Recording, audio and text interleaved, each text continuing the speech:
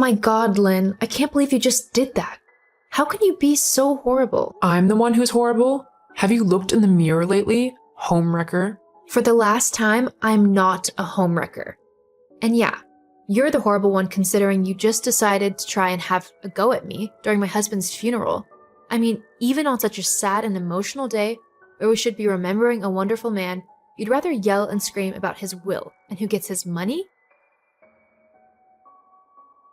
If there is anyone who is cold-hearted and just downright nasty, it's you. Says the woman who stole my husband away from me. We were happy before you came along. Then you just had to steal his attention and take him for yourself. You didn't care if you were destroying a family. As long as you got your hands on Andrew, you were happy. And don't think I don't know why you were so desperate to be with him. I know you were just after his money. And how convenient that, now that he's gone, you'll be able to have all of his wealth to yourself. Or at least, that's what you think. I don't know where you get off accusing me like this, but it's not true in the slightest. I loved Andrew with all of my heart and he loved me too. I wasn't interested in his money. He could have been broke and I still would have loved him. You were the one who was obsessed with his money. It was the main reason he left you. You were never happy with him and what he did for you, always wanting him to spend more or take you to more lavish places. He got sick and tired of never being able to live up to your expectations and your constant demands. That's why he left you. I didn't meet him until he had actually separated from you. We were still technically married. He had literally only been separated for like a month. He had no plans on getting back together with you. I'm sorry, but it's true. We fell in love shortly after we met. But I wouldn't have gotten involved with him if he had still been in a relationship. But he had ended that relationship with you. Only because you got in the way. We would have gotten back together if you hadn't been there. And as for the money, you don't deserve anything. It's a good job that his will still leaves everything to me. Don't you hear yourself? Only interested in his will. It doesn't even matter. I've seen his will before, when he was rewriting it, and it didn't mention you. I wouldn't be so sure about that. What do you mean? I know my husband, and he wouldn't have left me with nothing. In fact, I know he's left me pretty much everything in his will, as we wrote it together, and that includes the house, which leads me to this. I want you to move out of my house by the end of the day. Excuse you? My house. I want you to move out. It's only fair. You took my husband from me, so I have the house. It's what I'm owed for the heartache that both he and you put me through. Hang on. You already got half of everything that he had in the divorce. You're not owed anything else, especially not the house. Andrew and I built our life up there. It was our home. Nothing to do with you. It doesn't matter. It's mine now, and I want to move into it as soon as possible. I've always thought that it was a nice place to live. You can't do this. I can, actually. The will leaves everything to me. I'll be having a talk with the attorney to see about that. Feel free to do that. You'll only be disappointed. Pierce, have you had time to have a look at Andrew's will properly? It's just, I think Lynn and her attorney are trying to do something. I don't know, not quite right. It just seems quite fishy. Hey Haley, I'm so sorry for your loss, and I want you to know that I'm here for you, okay? Thanks, Pierce. As for the will, it all seems in order. I'm sorry to say, however, there is one little discrepancy that I'm currently still looking into, so I'll have to get back to you on that. Hopefully it won't take too long, maybe a day or so, but because the will is still in contention, it should be okay. Lynn won't be able to access it until all of this is cleared up. That's good. I just can't believe it's come to this, though. I was sure that the will Andrew made had left nothing to Lynn. I don't care if it goes to me or not. He could have left all of his money to a charity and I wouldn't care. I just don't want it to go to that horrible, money-grabbling ex of his. Don't worry, I'm looking into this as thoroughly as I can. There's just something that's not quite right about this whole thing, and I'm gonna get to the bottom of it. You can count on that. What do you think is so weird about the will? Well, it's the way it's worded. It all seems a bit too good to be true. Too much like a professional has done it. I mean, I know attorneys write up people's wills all the time, but they don't usually put in a bunch of fancy words and stuff for no reason. But this one has all of that.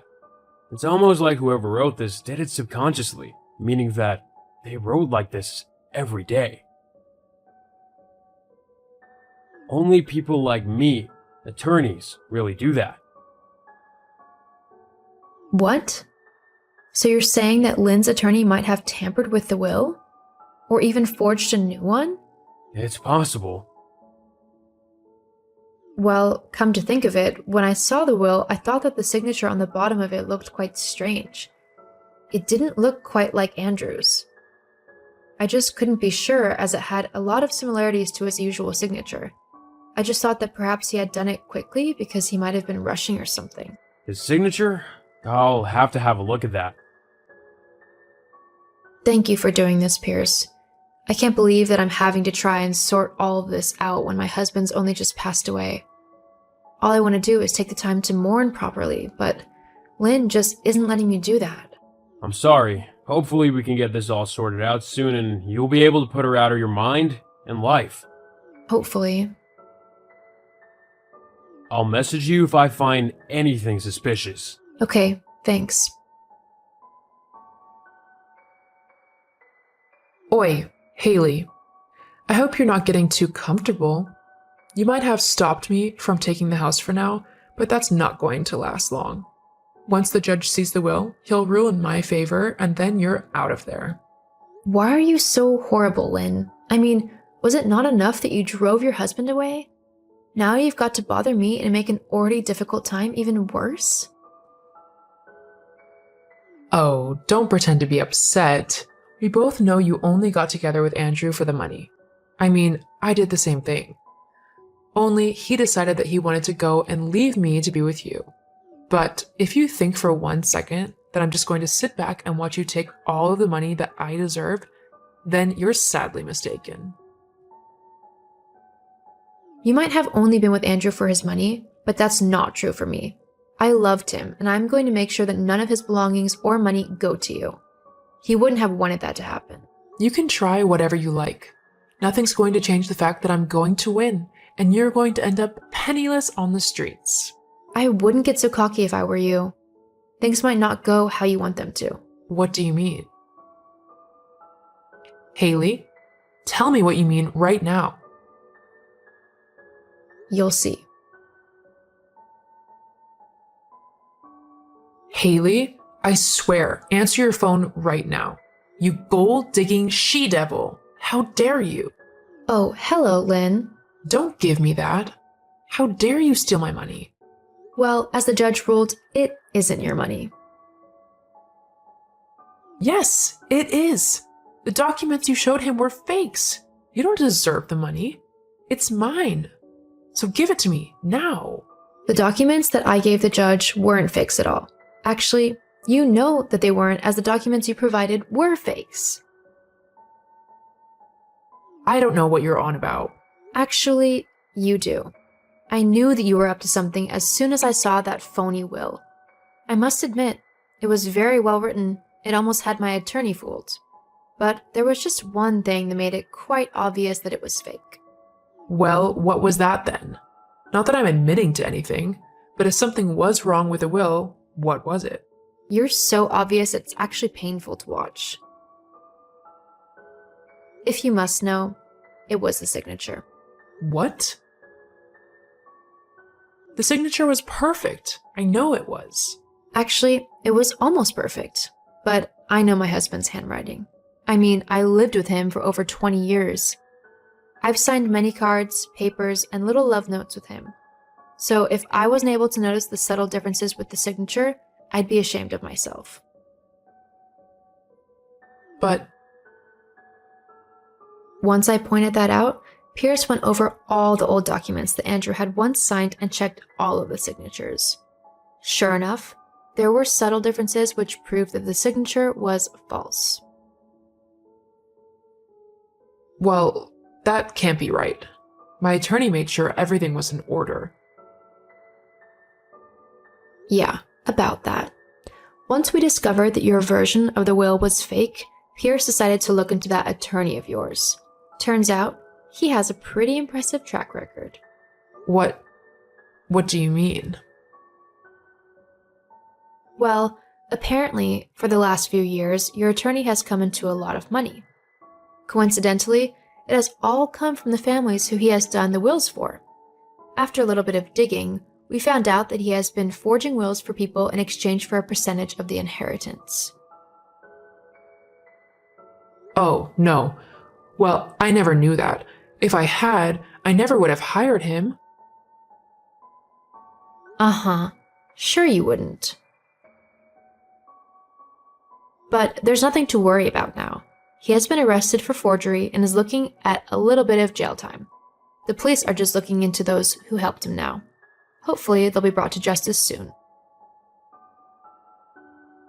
What? But surely they don't actually have any idea about who could have been involved, right? After they have a look through all the wills he's worked on in the last few years, they will know exactly who he worked with. So it looks like your time is running out, Lynn. Ugh, you witch. I haven't done anything wrong. I deserve that money. Not you. I was his wife first. You're just some horrible homewrecker. And you're a vile shrew. Thankfully, you'll be getting what you deserve soon enough. I hate you. What have you even done with the money? You don't even need it. I've kept a little for myself to help tide me over, but the majority I've given to different charities. They need it more than I do. Ugh, why would you do that? If you didn't want the money anyway, why not just give it to me? You're so selfish. Actually, I think you'll find that giving to charity is the opposite of selfish, not that you would know. Just you wait. I'll get you back. I don't think you can do that from jail. Anyway, I've got things to do now. Goodbye, Lynn. Good luck in jail. Stop saying that. I'm not going to jail. Haley.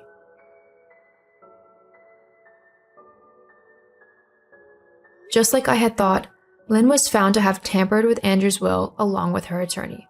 This is a major crime, and she was sent to prison for a few months and forced to pay a hefty fine. I was finally able to mourn my husband properly once all of the drama had been sorted. And whilst I missed him every day, I'm happy in the knowledge that his money was put to good use and not given to someone as horrible and selfish as his ex-wife. Treasure those that you love, and remember it's the time you spend with them that is important, not any money or inheritance that you might get once they're gone.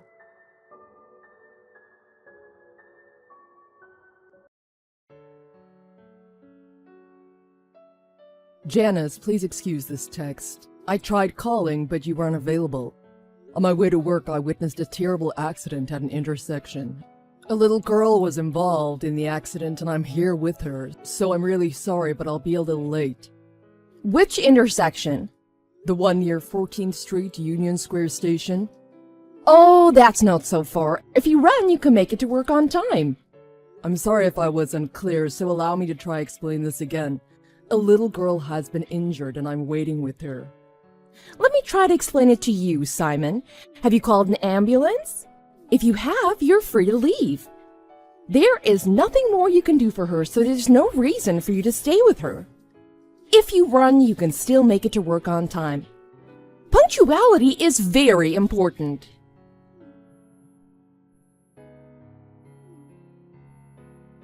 Simon! You're late! When are you coming to work? I'm in the ambulance now. What? Why are you in the ambulance? The little girl's mother is at work and can't come right away. I don't understand. You aren't her parent or even a relative. Why are you accompanying her? What you're doing, it's called hypocrisy.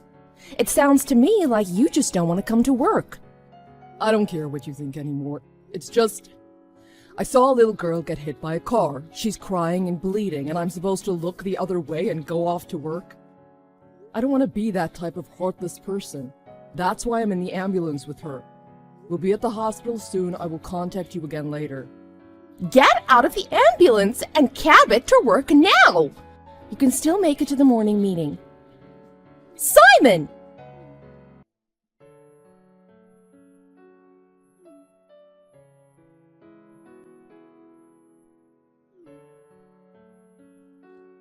You know that talking on cell phones is forbidden at the hospital. Are you testing me? I am your supervisor. You answer to me.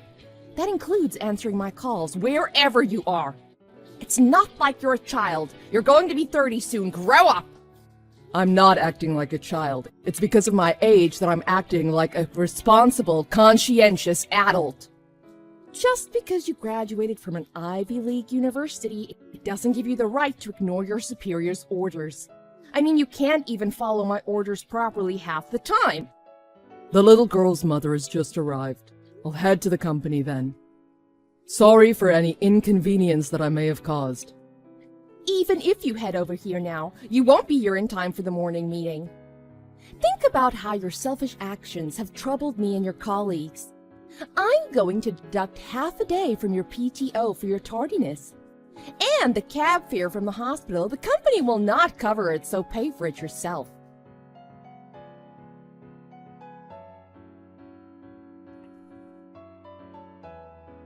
This is Ashley, Amber's mother. Thank you for helping my little girl. Amber told me that the two of you had exchanged WhatsApp details. I hope you don't mind that she told me your contact information. Oh, you didn't need to contact me. I mean, I didn't ask her for her contact details. I'm not that type. Oh, don't worry, I understand. Kids nowadays often exchange WhatsApp details. It's not a big deal to them. And where are you right now? When I came out of Amber's room, you weren't nearby. I would like to thank you in person for all your help. You don't need to thank me. I didn't do anything. I'm fine. Really, there is no need. But you stayed with Amber until she arrived at the hospital. Oh, are you at work?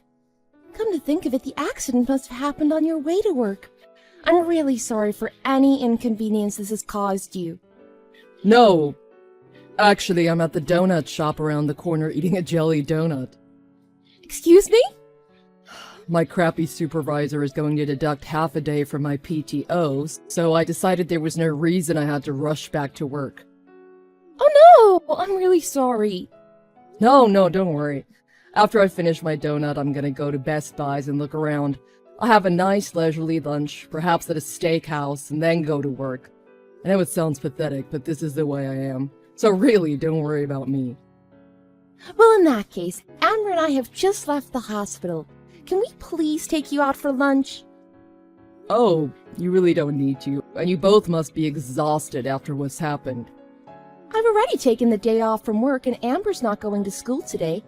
I just don't have the energy to make something at home, so we've decided to eat lunch and then head home. We both really would like to thank you for your kindness. Well, in that case, I gladly accept, thank you. That's wonderful. Shall we all meet at Time Warner Center? I'll make a reservation at the Porterhouse.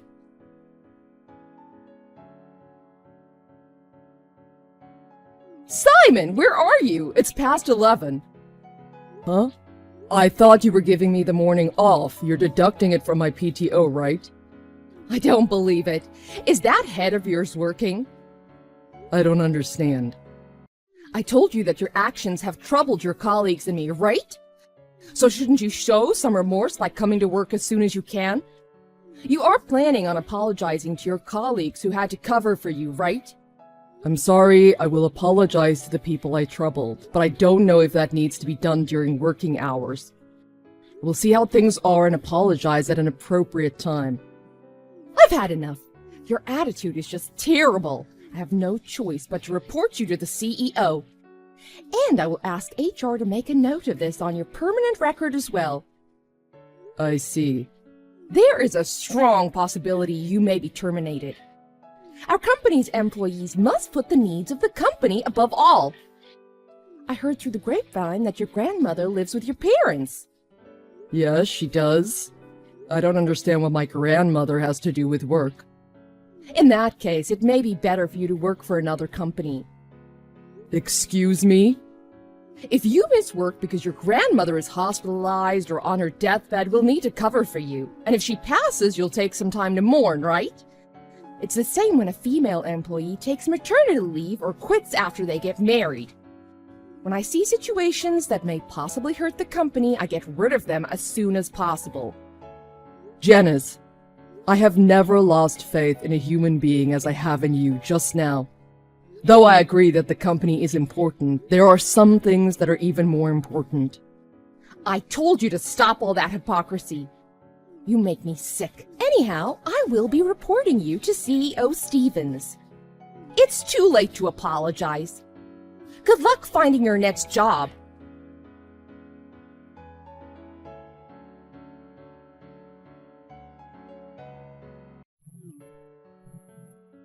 Simon!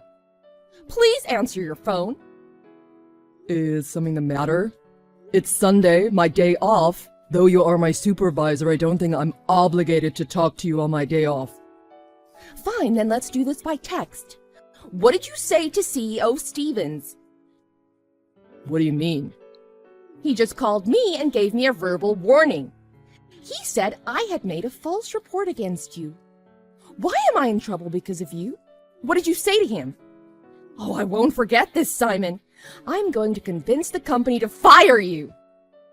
Oh, I know all about that. Actually, I'm at CEO Stevens' house right now. Excuse me? Remember how I helped that little girl who got hit by a car at the intersection? That little girl, her name is Amber. Her school insisted on presenting a certificate of gratitude at their school assembly. What? CEO Stevens and I will be attending the assembly together next Monday. Hold your horses, huh? What's going on? Simon, explain yourself. I apologize. I was just talking to CEO Stevens about your report. But Janice, I don't know why you would report me as a compulsive liar who lied about the accident to cover up oversleeping that day. You wrote that I was a heartless man who didn't care about people's misfortune and used them to my own advantage. When I saw you had written that, Janice, I was enraged. So I sent CEO Stevens screenshots of our texts that day. What? Tell me you're lying. I know you couldn't do that. CEO Stevens was furious. I think you'll be hearing from him later. I don't know, you may get fired. Anyhow, he said I can go home now, so I'm going home. He just called me, but I ignored it. We haven't finished our conversation, Simon. You ignored a call from the CEO. It's not like you're a child. You're going to be 50 soon. Aren't you supposed to answer your supervisor's calls? Wherever you are? Stop fooling around, Simon. I've decided to forgive you for your attitude, so call CEO Stevens. What am I supposed to say to him? What do you think? I apologize for having a bad attitude at work. Tell him that. This whole situation was created by your bad attitude. It's not my fault I misunderstood what happened that day. Huh? There's no way I'm telling him that. Don't say no way and just do it. Can't believe a slacker like you gets honored by a school, but a hard worker like me is on the chopping block. I've done so much for the company. CEO Stevens told me that trust is really important in business. It's important for us to be compassionate, and when in trouble we must seek the compassionate choice, which is why he was so proud of my actions that day. Do you know how happy I was to hear him say that? What's that? Do you mean if I'm fired, you won't feel any responsibility? Not one little bit. It has nothing to do with me. Fine. In that case, I apologize. So call CEO Stevens. Excuse me? I apologize for the comments I made. So call CEO Stevens to smooth things over. Sorry, but no can do. What? I thought you had no issues with that being a hypocrite. I'm your supervisor. I've done so much for you over the years. Can't you do this one little favor for me? I may be a hypocrite, but I won't switch sides for just anyone. I don't want to use any leeway I may have with CEO Stevens on you. What the?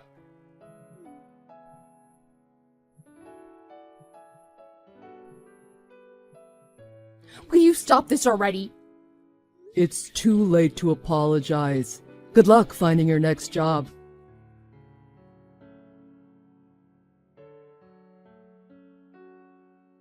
HR investigated Janice's work performance and found many instances of how she'd harassed her subordinates.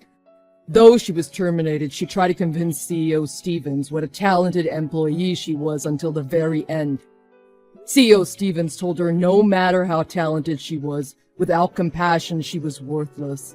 She left the company defeated. Also, the girl from the accident, Amber, and her mother Ashley, for some reason, the three of us go out for dinner from time to time. The other day, Amber told me in confidence that she didn't mind if I became her new father. But Ashley's so beautiful, I'm sure she's not interested in someone like me. Anyhow, I'm so happy I'm able to lead a life of compassion without any stress or hypocrisy.